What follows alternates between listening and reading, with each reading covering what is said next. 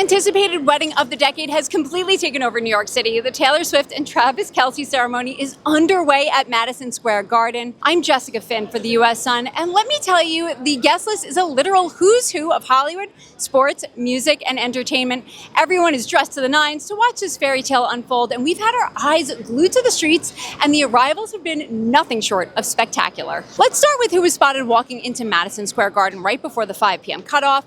We saw Nikki Glaser, Good Morning America host George Stephanopoulos, and silver screen legends Julianne Moore and Hugh Grant. Late night king Jimmy Fallon arrived looking extremely sharp alongside Jason Sudeikis and Ethan Hawke. And Zoe Kravitz, yes, Harry Styles' ex-fiancée, also brought her signature cool girl vibe. And the fashion? Well, singer Benson Boone turned heads in a very fancy tux.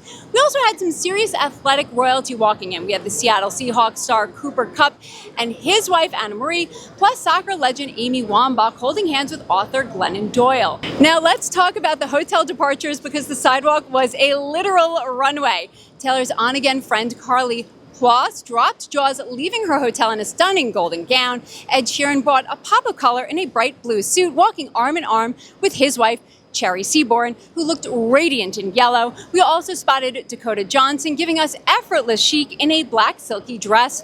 Also spotted leaving the hotel were Eli Goulden and UK TV host Graham Norton, sports broadcaster Erin Andrews, and Travis's good friend, Little Dicky. Oh, and we can't forget the apartment departures. Bradley Cooper was seen stepping out of his New York pad looking incredibly dapper in a classic tux. But of course, it's not just about the celebrities. The families are front and center as well.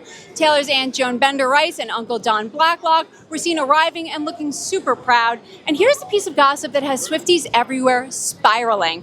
Taylor's childhood best friend Abigail Anderson and Laura Crook, the soon-to-be wife of New York Giants wide receiver Juju Smith-Schuster, were photographed stepping out in the exact same dress. And you know what that means. The internet is already buzzing, wondering if this is the official bridesmaid dress for the evening.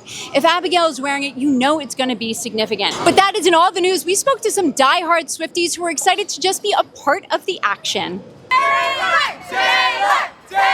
What makes being a Swiftie special for you all? I mean, just the community. You can already see, look how much fun we're having. She writes songs. Community and her songwriting, I feel like, is so relatable. You can be any type of person and find one of her songs that you can kind of feel. Yeah. And the styles of music that she has, like rock, country, everything, you can relate it to. I'm from Hong Kong, so I took a flight from Hong Kong to here. It took 16 hours, but it was totally worth it just to be here. No way, you came from Hong Kong just to be here. Of course, I would do anything to be here, even if it means I don't get to see Taylor personally, but just being here, being around these people, it just means so much to me. What makes being a Swiftie unique?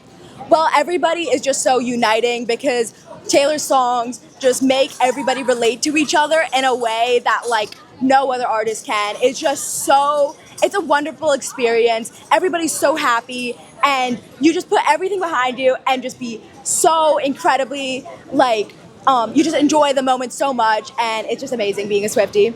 Have you been to any of her concerts? Well, I got tickets to Aerostar before, but it was in Vienna and it got canceled. Yeah. So how long would you say you've been a Swiftie for? I think since 2022.